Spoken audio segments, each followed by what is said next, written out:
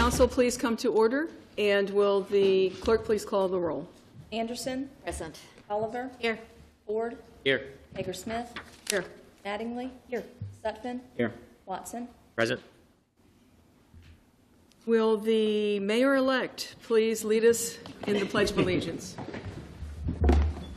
Pledge allegiance To the flag of the United States of America and to the republic for which it stands, one nation, under God, indivisible, with liberty and justice for all.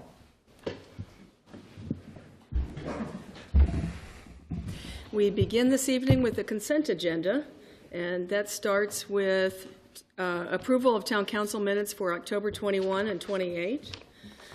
We have a conditional use permit 25-3, dance hall use in downtown commercial district, and we will reschedule our public hearing for December 9.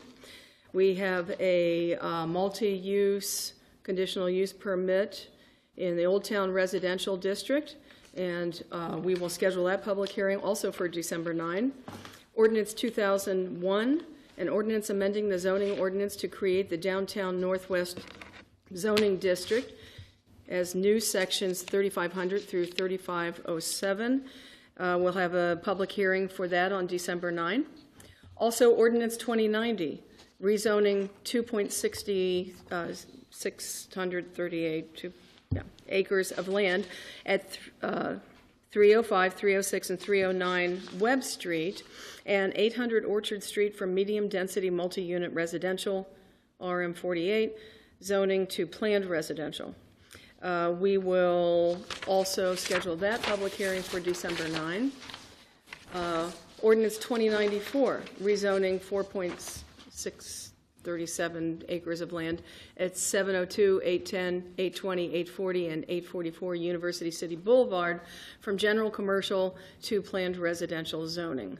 That hearing will take place December 9. Ordinance 2096, authorizing the withdrawal of land in agricultural and forestal district. We will schedule a public hearing for December 9. Ordinance 2102, approving and authorizing the execution of a solar power purchase agreement by and between the town of Blacksburg, Virginia, and TB Solar, LLC. We'll have the public hearing on December 9. Ordinance 2104, to amend Town Code Sections 22-221 and 22-222 pertaining to tax exemptions for elderly and disabled persons by increasing income and asset limits. We will have that public hearing on December 9. Ordinance 2105, vacating a public utility easement on land located near the 800 block of North Main Street. We'll have that public hearing on December 9. And Ordinance 2106, vacating public utility easements located at 401 and 405 Draper Road. We're introducing it this evening, and we'll schedule the public hearing for December 9. What is council's pleasure on our consent agenda? I move approval of the consent agenda. Second.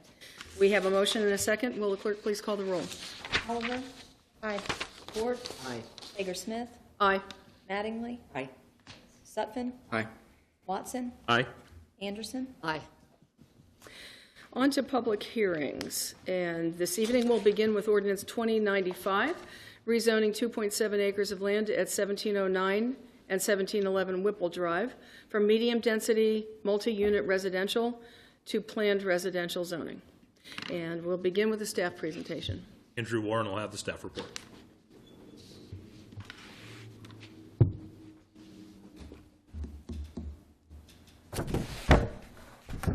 Good evening. The subject area is surrounded in the blue line on the map here. Did want to orient you a little bit. The subject area is closest to Givens Lane, which is to the top here. Closest apartment complex to the north there to the top is Cambridge Square Apartments. To the bottom and then also to the left is Eccles Village, your planned residential development. And then further down, almost off the screen, is the intersection with North Main Street and Whipple Drive. You'll notice the bus stops as well, so there is a bus line that runs along Whipple and in this area.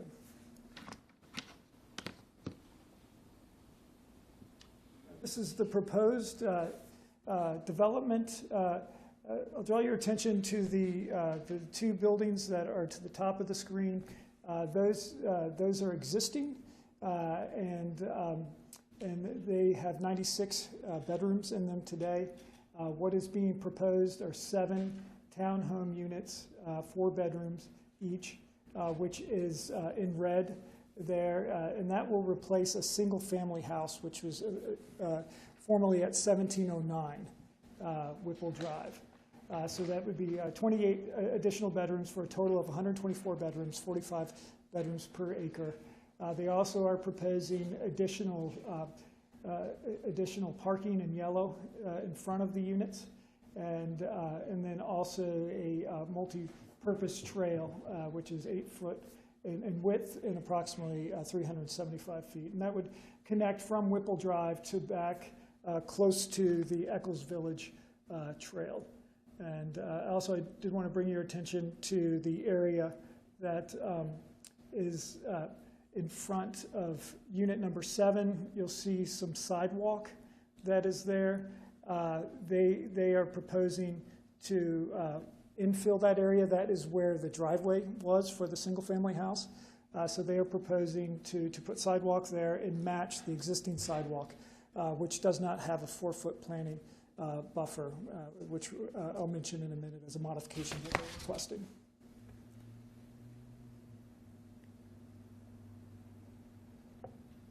So as with any rezoning, we look to see if it is consistent with the comprehensive plan, compatible with the zoning ordinance and the general welfare of the community.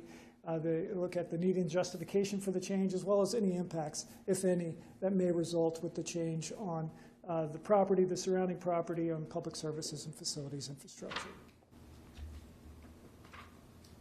This is a future land use map. It shows that the area is designated high-density residential. It is surrounded mostly by medium-density residential. High-density residential is defined by up to 10 units per acre or more than 20 bedrooms per acre. So the proposal is consistent with the future land use designation. And one of the implementing districts listed in the comprehensive plan is planned residential as well.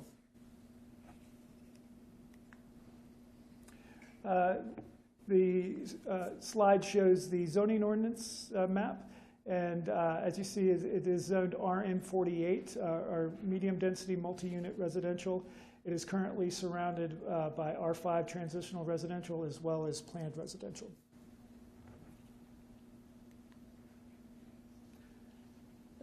With a planned residential district, the intent of the PR can be met in a number of ways. In exchange for flexibility, the application, plan, and proffers are binding.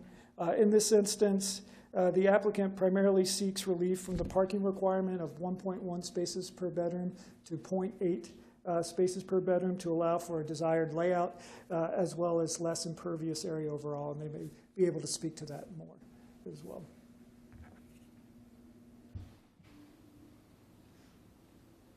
So use and design standards govern the development of particular uses in any zoning districts. The use and design standards for townhomes are intended to shape the appearance, layout, and overall compatibility of the units with the surrounding area. One example here is that the entrance and the principal windows of at least one unit must face the street, and they are showing compliance with that, with their design, and they do meet all the other use and design standards for townhomes. The impacts to public services and facilities have been evaluated as well. Minimal impacts are anticipated to water, sewer, stormwater, traffic. And as with similar applications, I will note that stormwater management plan, concept plan was submitted and was approved. So there were a number of items that were mentioned at the town council work session that have since been followed up on. One is that, and really it was a carryover from Planning Commission as well. And one was that the application has been amended to commit to 10% overall tree canopy coverage for the site.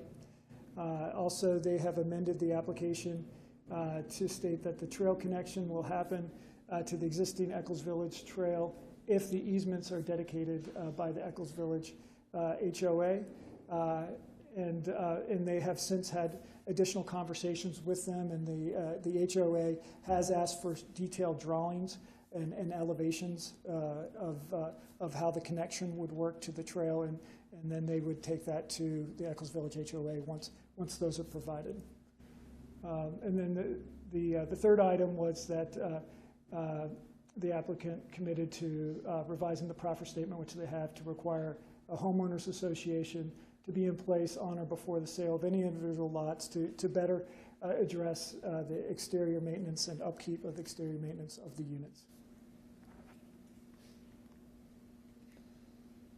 So the proffers deal with substantial conformance, as you see in proffer number 1, occupancy, as you see in proffer number 2, and then the HOA requirement that I noted just a second ago.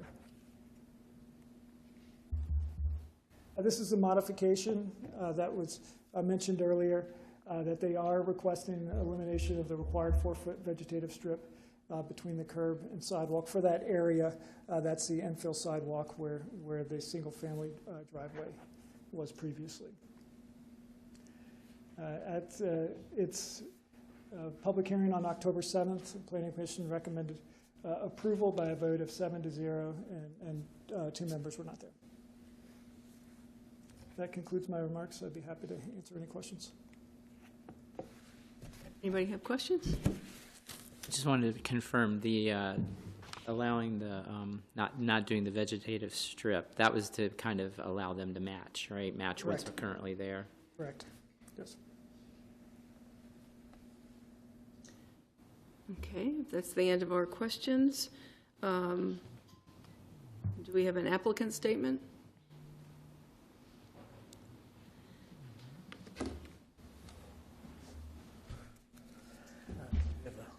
Good evening, Mayor, members of council. Appreciate your time this evening. My name is John Neal, 1260 Radford Street, Christiansburg, Virginia, with Foresight Design Services. Kirk Johnson and Siobhan Dosky with Greystone Company are here as well to answer any questions you all might have. I'll be very brief. Andrew took care of most of the heavy lifting for me, but I do want to point out just a couple of items. There's your introduction. 2.77 acres. We are including the apartments as part of the overall PRD. The existing zoning is RM48, 48 bedrooms per acre. Proposed zoning PRD, and the main reason that we pursued the PRD, we had traveled a path of by right development, and when we looked at that, we really just did not make sense for what we were seeing for the overall development. We're able with the PRD to reduce the amount of impervious surfaces that we'd have to do on a by right basis, as well as that reduction of impervious surface, as well as some of the other things, are creating a lower impact development on the site, on the existing site. There's the existing apartments, and one of the things, the 10% canopy, we certainly didn't mind adding that, but honestly, we're gonna end up with more than 10% just by the amount of trees that already exist on the site and that will be remaining on site. We are going to have to, and I can't point, but there's a small amount of trees there up at the kind of the corner of the parking lot that will come out when we build the townhomes. Here's an example of the by right plan.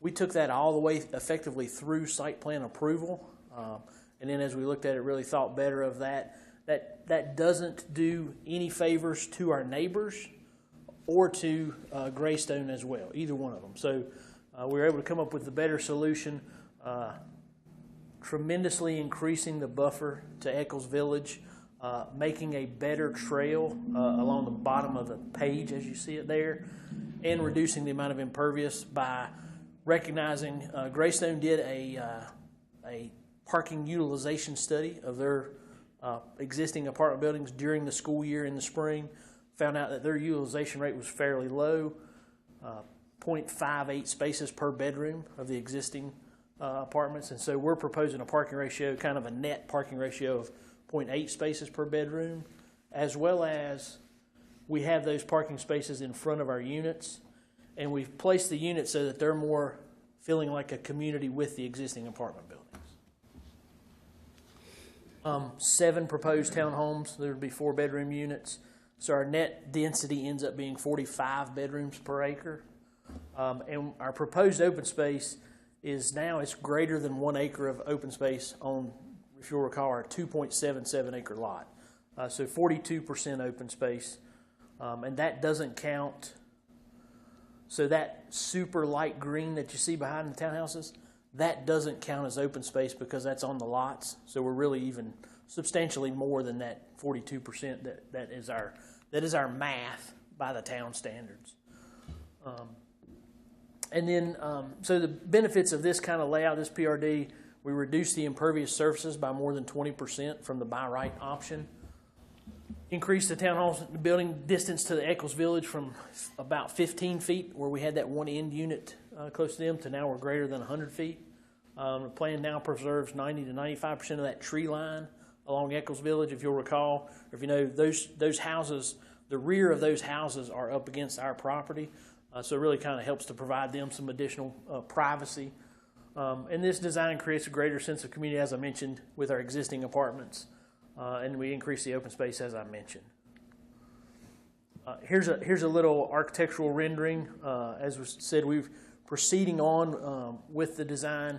We do have the one entrance that is facing Whipple. That's a requirement of the zoning ordinance, so we have to do that. But we do have the nice porches over there, over the doors coming out of the townhouses that are facing the apartments. And that's it. I was super quick. Happy to answer any questions you have, and I'll get back to kind of that layout. I will mention one other thing. The Eccles Village HOA, we had a tremendously challenging time over the life of this project over the last 5 or 6 years of getting in touch with them and communicating with them. We've finally been able, I think, with the assistance of the town, to make contact with them. We've had a meeting out on site. I think everybody is committed, both Greystone and Eccles Village, to make something work. But at this planning stage, we don't have the super specific details of our goal is to try to maintain as many of those trees down along Eccles Village as possible. And so we're working with them directly to, when we get past this stage, hopefully, work with them to design the trail, and we'll have a little bit more meandering trail, preserving as many trees as possible, and then picking the right spot to connect to their trail, because it is down off the property, and it's in all those trees that you can see to the left-hand side of that parking lot there. So I think we're working together, but we don't have a specific commitment from them right now, but we did proffer we will connect if we can get that easement with them, and we do think we're going to do that. Can you flip back to that one? Yes, No, sorry. not that one. That one. No, the one with the green. That one. That connection you're talking about is in the lower left-hand corner, Yes, correct? ma'am. Okay. Just wanted to be sure I understood. And so for the purposes of the PRD approval, we illustrate the trail as a straight line. It's not going to be a straight line. That's where we're coming in, trying to avoid specific trees and make a better path. But that's just to get the point across that we are going from the sidewalk on Whipple to the edge of our property, and then hopefully with Eccles Village working together, taking it to their trail. Are there other questions for John? Okay, thank you. Thank you all. Now is the time when we take public comment, if anyone here would like to discuss the project. And please start with your name and your address.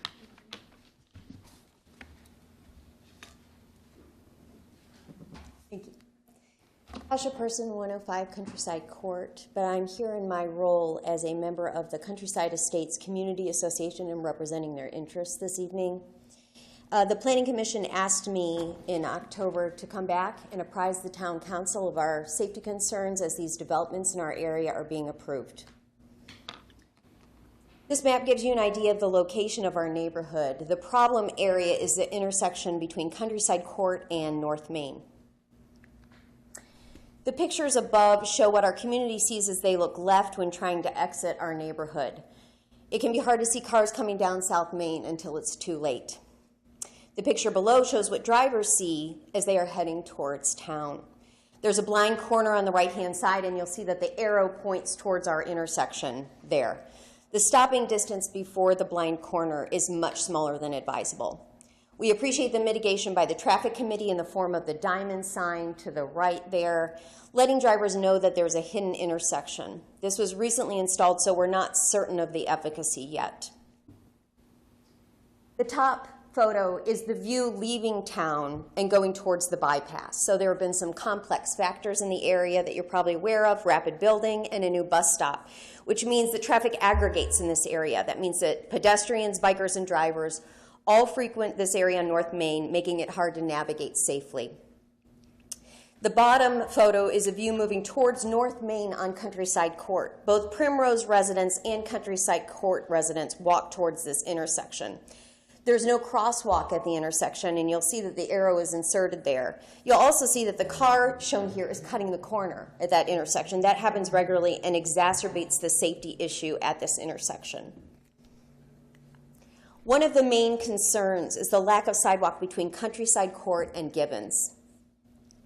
It looks like it's already on the Pathways to the Future map as a proposed future sidewalk to install, but until then, our neighborhood is basically landlocked for the purpose of pedestrian use. The upshot. The upshot is that for our neighborhood that is landlocked, lacks safe egress, and alternately contends with high volumes of traffic and speeding vehicles, every new development adds to the peril for our neighbors as they try to enter and exit our neighborhood. I just want you all to consider that.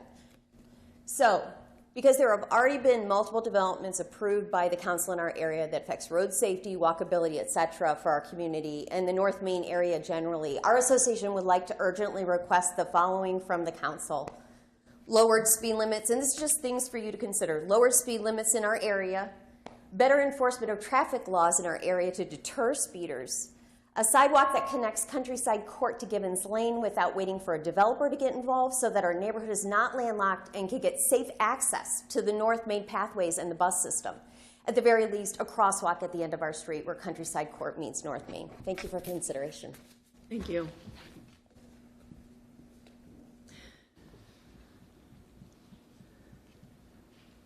Is this, wouldn't this be something that the traffic committee could take up? I think the traffic committee's already looked at this area. That's where that sign came from, and they can take care of kind of small, inexpensive types of things. So there's some other things like the sidewalk that I think that would be better to go to the corridor committee, and then they prioritize those projects and with all the other projects townwide. So that would be a good place to send that request. But It's not on staff, the CIP for the next 5 years. what's that? That sidewalk is not in the CIP No, at this moment. I don't know that it's even in our plan. Is it? Is it in our plan? Do you know? Is it? Oh, it's on the pathways. Okay, Pathways, yeah, yeah. but I'm not sure where it is. Yeah. Well, our quarter committee meets on Wednesday, November 19th, 7:30 a.m. in the morning. I don't know if you've had an opportunity we have public comment there, but that would be a great place to come because the quarter committee does rank our sidewalks in priority of need. So.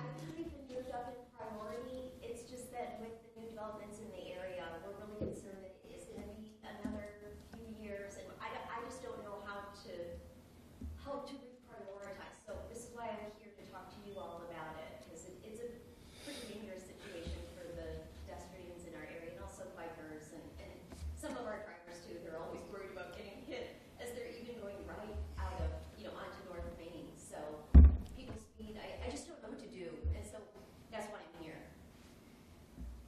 Well, quarter is a great place to go because, again, they might lift it a little higher in the priority with a little. I've been here, but I'll try again. Okay. So. Will you mention that to Maeve or? Yes, I can do that. Yeah. I can speak with you after the meeting, too. Thank you, Susan. Thank you. Is there anybody else who would like to speak under public comment? Okay, seeing no one, what is council's pleasure on ordinance 2095? Applicant rebuttal, What? in case they wouldn't wish to rebut anything. Oh, well, okay, yeah. All right. Now, In that case, I move approval of ordinance 2095. Second. We have a motion and a second. Will the clerk please call the roll? Ward, Aye. Hager-Smith, Aye. Mattingly, Aye. Sutphen, Aye. Watson, Aye. Anderson, Aye. Oliver. Aye. Moving on to ordinance 2097, authorizing the lease of space on the North Main Street water tank to New River Valley Unwired Ventures LLC and New Singular Wireless PCS LLC. And we will begin with the staff presentation. And Larry Spencer will have the next several public hearing reports. This ordinance extends the existing leases with New River Valley Unwired Ventures. That's All Points Broadband. They have a wireless service on the North Main water tank, and New Singular Wireless PCS, which is AT&T. It would extend each of their existing leases for 1 year under the current terms of their rent.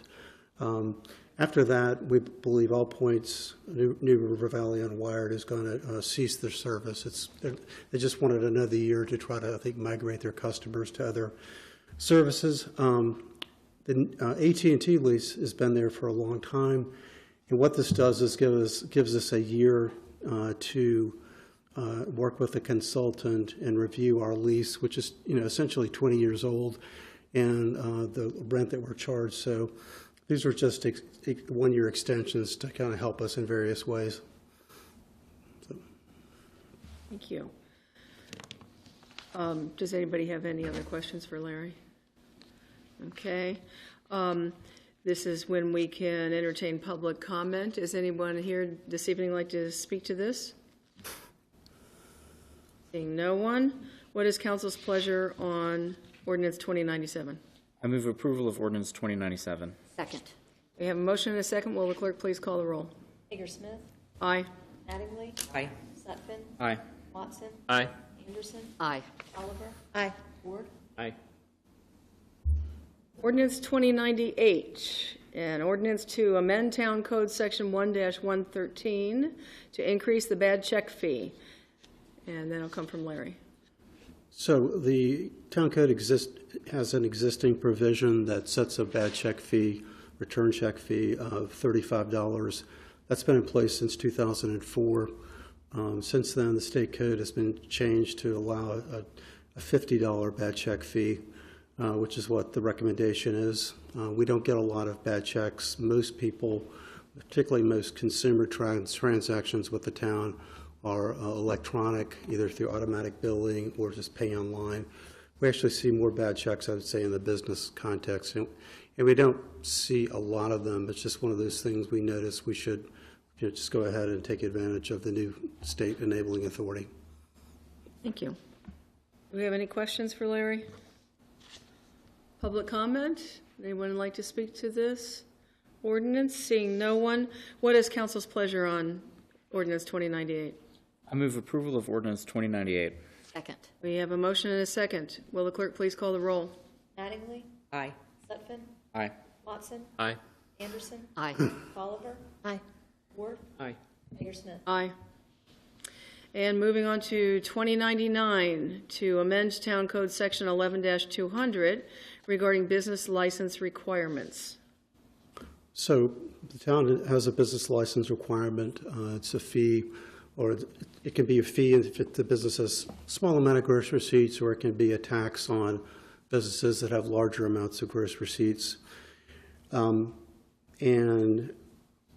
the town tries to be very proactive. The finance department does a good job of contacting people. We've tried to make it easier. There's online renewals now. That's an option that's made it easier for businesses to renew.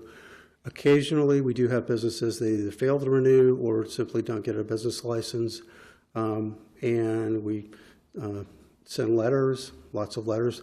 But we think that there's a very small group of businesses where it might be helpful to enhance our current penalty, which has been there for 25 years, if not more, of $500 as the maximum punishment to a Class 2 misdemeanor. And localities vary. Some in the area make it a Class 1 misdemeanor, some make it a Class 2, some make it a Class 3. Class 2 misdemeanor is punishable by a fine of up to $1,000 or 6 months in jail. That would be extremely unlikely. first of all, we rarely take people to court on this, but like I said, I think it would be a little more of an incentive in those rare cases where, unfortunately, we have to do that. Thank you. Do we have any public comment on ordinance 2099? Seeing no one, what is council's pleasure? I move approval of ordinance 2099. Second. We have a motion and a second. Will the clerk please call the roll? Sutphen, Aye. Watson, Aye. Anderson, Aye. Oliver, Aye. Ford, Aye. Hagersmith, Aye. Mattingly, Aye. Moving on to ordinance 2101, an ordinance to amend Town Code Sections 6-200 and 6-203 to reflect recent building code regulation changes and to establish civil penalties for property maintenance code violations. And we have a staff presentation. This is the third in my crime and punishment section.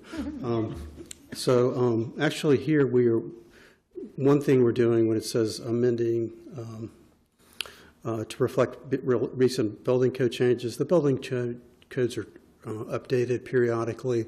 This updates our current reference, and it also makes clear that even if it's changed in 4 years, that those new changes will be incorporated by reference automatically. So that's just housekeeping. Currently, we actually have a criminal penalty for violations of property code and maintenance code violations, and we think, the staff believes that it would be help us enforce these violations better if we reverted to civil penalties with $100 for the first violation and $350 for subsequent violations. We think that a lot of properties are held in the names of corporations, and it's easier, I think, for us to assess the civil penalties in these cases. But it also has a provision that if we do have to go to court, that we can ask the court to order compliance. So if we had a derelict property that the owner just refused to fix the peeling paint, fix the broken window, you name the condition, then the court could order compliance. So that's the reason we're requesting that change. Thank you. Questions? No? Will any member of the public wish to speak on ordinance 2101? Seeing no one, what is council's pleasure? I move approval of ordinance 2101. Second. We have a motion and a second. Will the clerk please call the roll? Watson, Aye. Anderson, Aye. Oliver, Aye. Ford, Aye. Hagersmith, Aye. Mattingly, Aye. Sutphen. Aye. Now we have a resolution granting a conditional use permit to allow an automotive dealership at 1711 North Main Street. And we'll begin with a staff presentation. And Paul Patterson will have the staff report.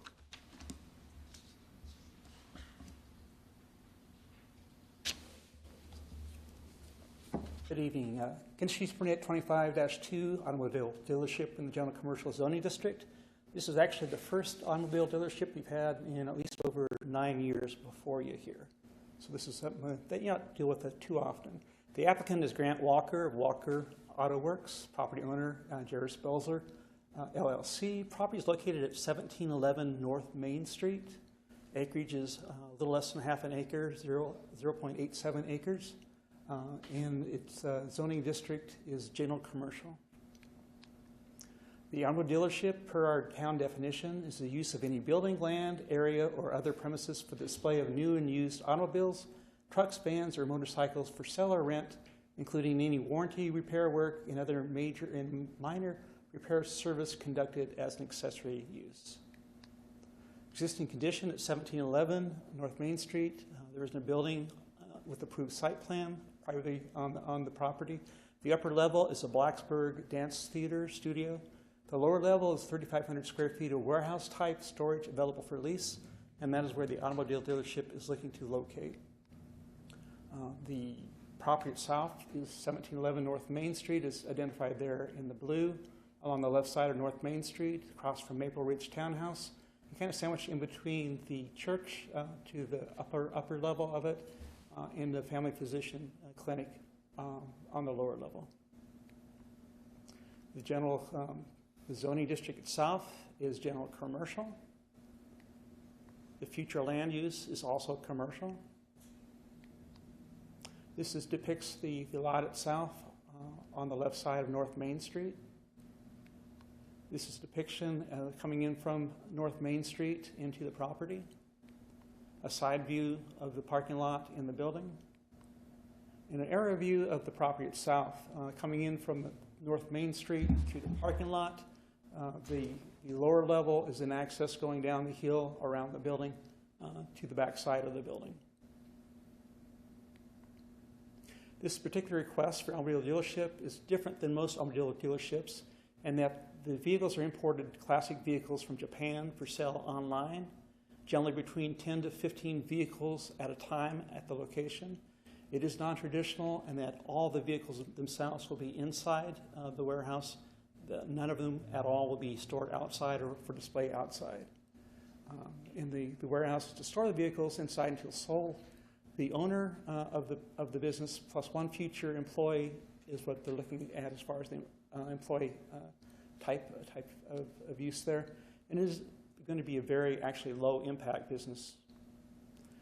The district purpose of general commercial. The general commercial district is designed for a variety of commercial uses, both pedestrian and automobile oriented, as identified in the staff report. The criteria for evaluation of a conditional use permit is conformance to the comprehensive plan. We look at any adverse impacts, which are included traffic congestion, noise, lights, dust, drainage, water quality, air quality, color, odor, fumes, and vibrations there. There is use and design standards for automobile dealership. Each of the design standards really deals with the outside storage and display of the automobiles themselves. In this particular case, there will not be any outside storage or displays. So conditions A, the exterior display of storage of new or used automobile parts is prohibited, isn't really pertaining to this particular case. Also, B, C, and D do not pertain to what they're proposing to do there. They are not proposing to do any repair on vehicles there either, besides maybe a simple motor oil change. There were two possible adverse impacts when we were reviewing this. The one was possible exhaust fumes from vehicles inside the building. The applicant will be having the overhead garage doors and upright and open when a vehicle is being moved or in operation. The Planning Commission did add a fourth condition for carbon monoxide detectors, and the owner has installed carbon monoxide detectors on both of the floors.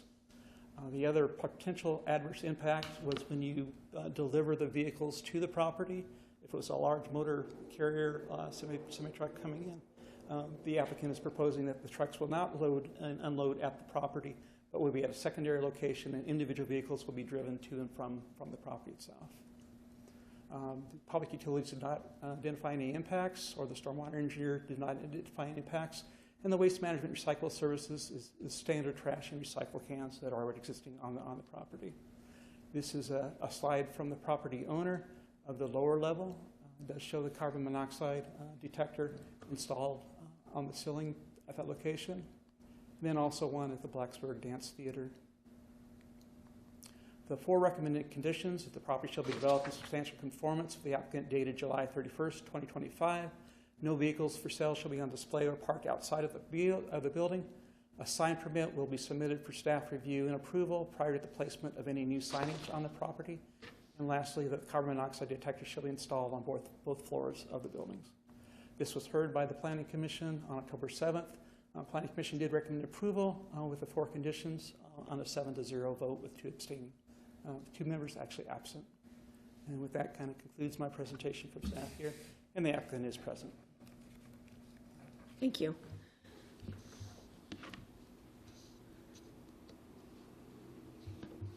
And you said the applicant is present? The applicant is present. Okay, so we have that statement. Mr. Patterson summed it up very well, so no further statement, but I'm happy to answer any questions. Well, I didn't know there was this kind of business, so it's been interesting, learning about this. Yeah. It's very strange, very different, very niche market, but it's one that needs filling. Yeah. Good. And the space needed filling too, didn't it, Steve? Good. Thank you. Is there public comment on resolution 11A25? Seeing no one, what is council's pleasure? I move approval of resolution 11A25. Second. We have a motion and a second. Will the clerk please call the roll? Anderson, Aye. Oliver, Aye. Ford, Aye. Hager-Smith, Aye.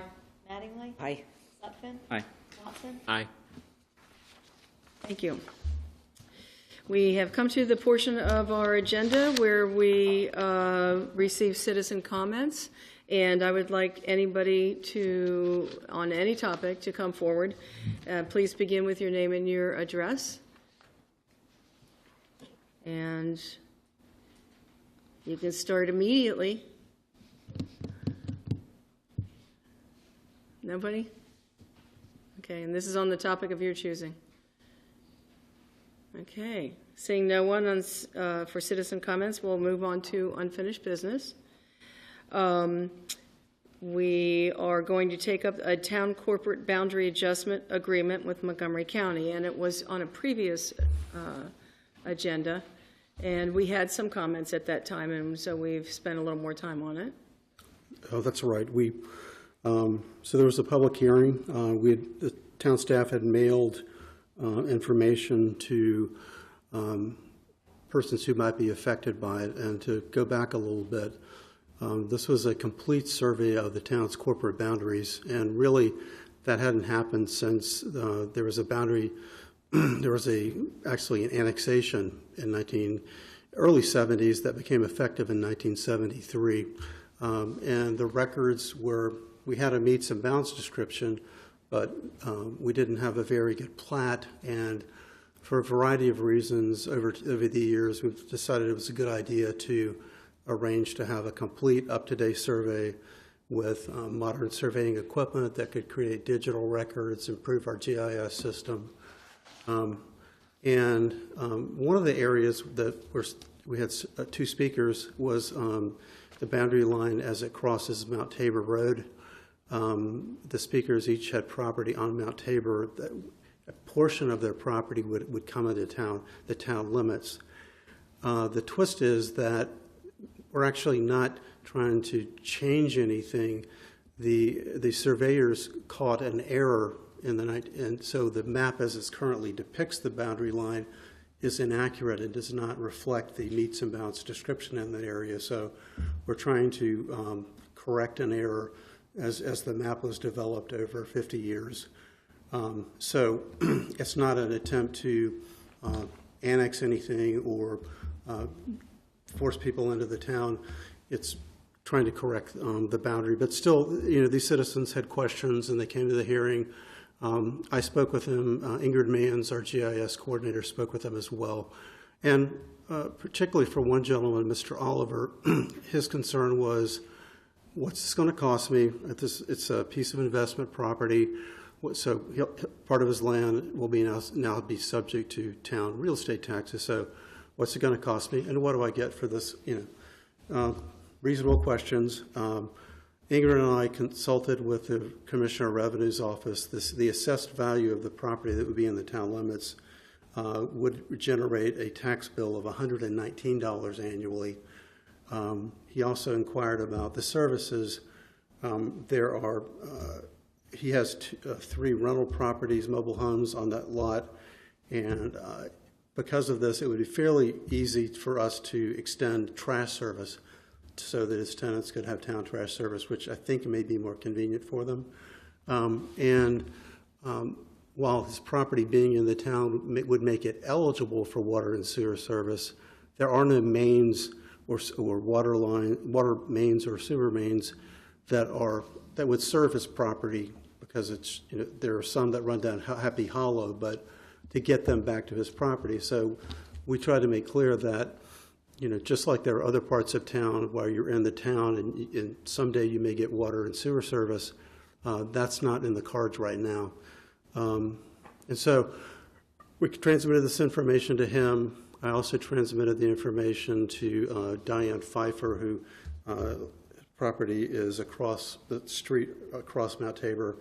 She had her property, it's just a slice. There's no residences coming into the town limits.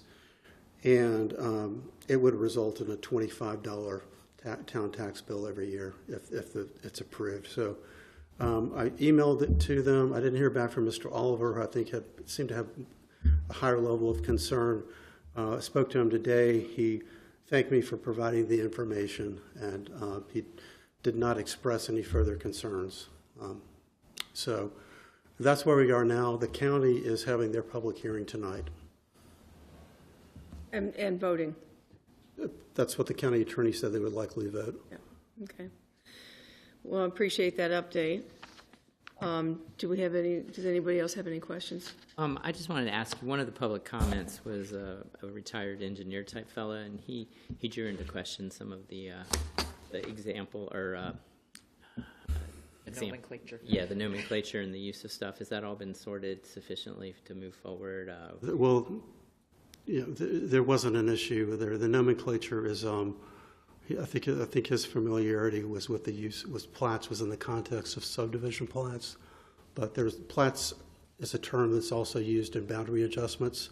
So the actual corporate survey is called the boundary plat.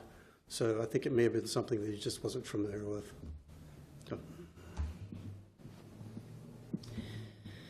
Okay, so the hearing has already taken place. Now we know more, and what is council's pleasure to do with this boundary adjustment? I move that we approve the town corporate boundary adjustment agreement with Montgomery County.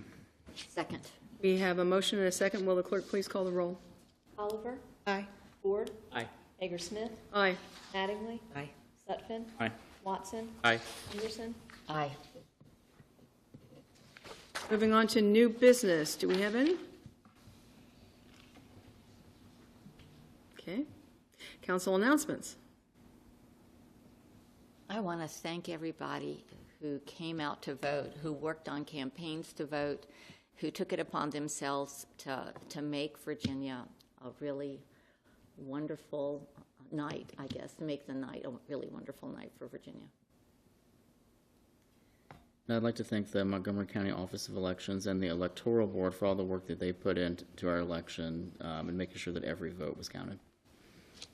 And I'd like to thank the candidates who ran here for Blacksburg Town Council and did not make the cut this year, Pete Macedo and Joel Goodhart and James Harder. Even though they're not going to be serving with us on council, they certainly worked their tails off for our town, and for that I'm very grateful to them. And I'd just like to say, jumping back to the mayor when she called out the vice mayor at the beginning, I'd like to also welcome council-elect Mr. Campbell, who is here tonight to watch the proceedings.